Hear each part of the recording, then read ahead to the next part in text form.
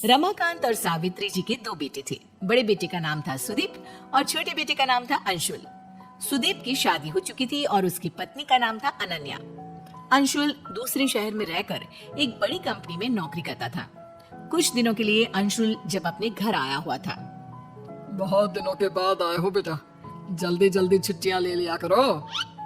अरे पापा, अभी 6 महीने पहले ही तो भाई की शादी में आया था। उसके बाद तो कंपनी वालों ने छुट्टी ही नहीं दी। हाँ, बात तो तेरी सही है। मेरी शादी के बाद तो तू अब घर आया है। लेकिन भाई, आपकी शादी को भी तो सिर्फ 6 महीने ही हुए हैं। लगता है अब तुम्हारी भी शादी जल्दी करनी पड़ेगी। तुम भी तो सुदीप से सिर्फ 1 साल छोटे हो।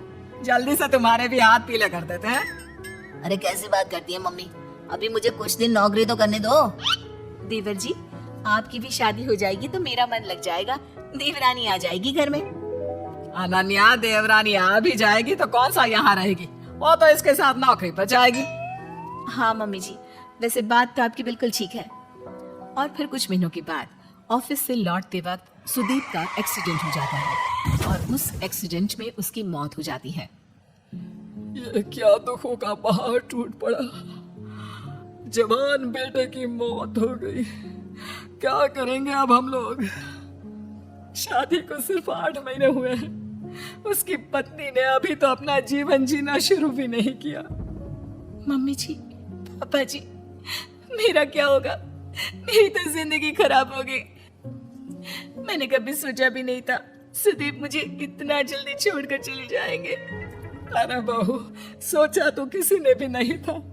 हम तुम्हारा दुख समझते हैं बेटा, लेकिन भगवान की मर्जी के आगे हम कुछ नहीं कर सकते। कितना अच्छा बेटा था मेरा।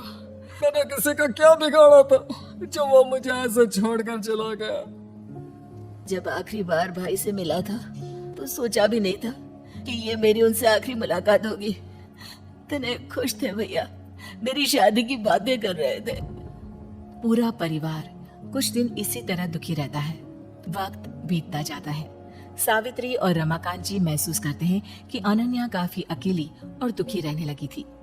सावित्री, हमारी बहू की अभी उम्र ही क्या है, सिर्फ 25 साल, और उसके चेहरे की उदासी देखो।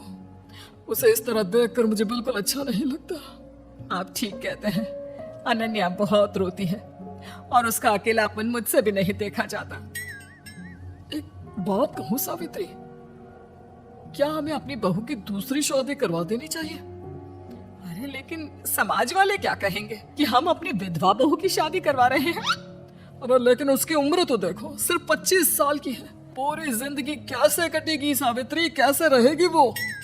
मैं सब समझती हूँ जी, लेकिन पहले हमें खुद अनन्या से बात करनी होगी कि वो इस बात के लिए तैयार है या नहीं।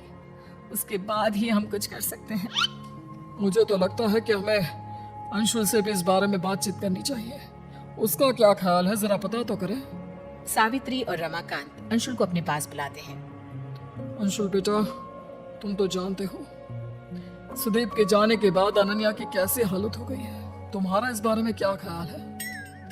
पापा, मुझे लगता है हमें भाभी की दूसरी शादी करवा देनी चाहिए। जब अंशुल भी कह रहा है तो ठीक है, हम अनन्या की शादी करवा देते हैं। वो खुश रहेगी तो हमें भी अच्छा लगेगा। रमाकांत और सावित्री अनन्या के लिए लड़का ढूंढते हैं, लेकिन अनन्या के विधवा होने की वजह से कभी उन्हें बहुत ज्यादा उम्र का लड़का मिलता तो कभी कोई अच्छा लड़का मिलता ही नहीं। इस बात से रमाकांत और सावित्री अच्छे खासे परेशान हो जाते हैं। मम्मी जी, पापा जी, आप मेरे लिए बेकार में ही परेशान हो रहे हैं। मैं बिना किसी शिकायत की अपनी पूरी जिंदगी ऐसे ही निकाल लूंगी। कोई परेशानी नहीं होगी। नहीं बेटा, हम तुम्हें इतना दुखी नहीं देख सकते। हमारा बेटा तो चला गया और अब तुम्हारी पूरी जिंदगी ऐसे ही खराब हो गई तो हम अपने आप को माफ नहीं कर पाएंगे। देखो अनन्या, तुम कहने को हमारी बहू हो, लेकिन इस घर की सदस्य हो और इस नाते तुम्हारी खुशियों का ख्याल रखना हमारी जिम्मेदारी है। मम्मी जी, पापा जी, आप मेरे लिए इतना सोचते हैं, ये कम है क्या? और सच बताऊं, मैं पूरी जिंदगी आप लोगों के पास ही रहना चाहती हूँ। वैसे भी आप जानते हैं मेरे माँ बाप इस दुनिया में है नहीं, मैं कहाँ जाऊंगी। बेटा, इसीलिए तो हम तुम्हारी दूसरी शादी करवाना चाहते थे। हम चाहते थे कि तुम्हारा घर बस जाए और तुम अपने जीवन साथी के साथ खुश रहो। लेकिन आपने देखा ना पापा जी, कितनी कोशिश भी की मेरी शादी करवाने की, एक बार विधवा हो जाने के बाद कोई भी अच्छा लड़का एक लड़की को अपनाने के लिए तैयार नहीं होता। हम तुम्हारे लिए लड़का ढूंढने की कोशिश करते रहेंगे बेटा, कोई ना कोई मिल ही जाएगा। नहीं पापा जी, बहुत मुश्किल है, इतना आसान नहीं होता। आप हमारे समाज को जानते हैं, एक लड़की के विधवा हो जाने पर उससे दोबारा शादी करने को कोई तैयार नहीं होता।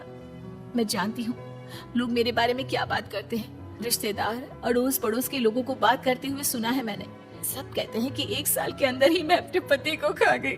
मेरे आते ही आपके बेटे और मेरे पति की मौत हो गई। नहीं नहीं भाभी, ऐसा नहीं कहते। भैया की मौत में आपका कोई हाथ नहीं, ये तो सब भगवान की मर्जी है। अरे वो पति थे आपके, भला आप उनके साथ कुछ भी गलत कैसे कर सकती है?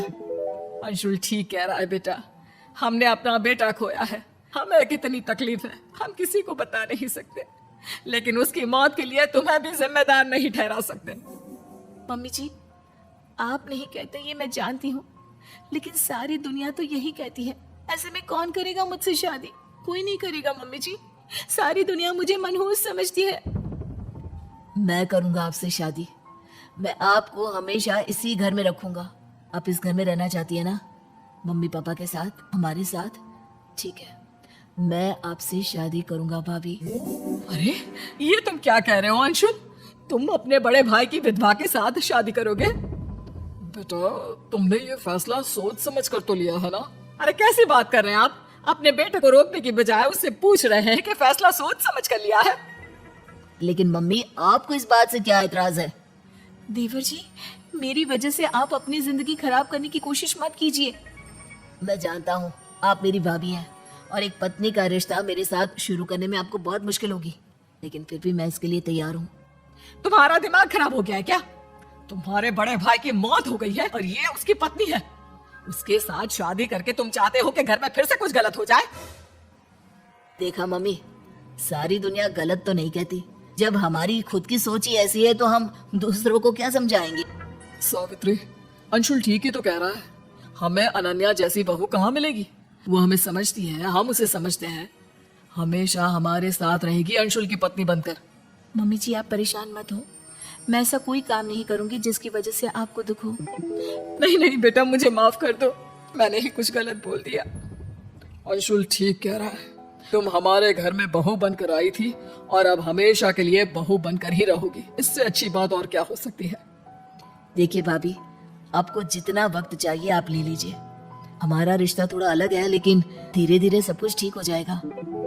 रमाकांत और सावित्री जी अंशुल और अनन्या की शादी करवा देते हैं और इस तरह से एक देवर अपनी भाभी से शादी करके कम उम्र में विधवा हुई अपनी भाभी की जिंदगी को फिर से खुशियों से भर देता है।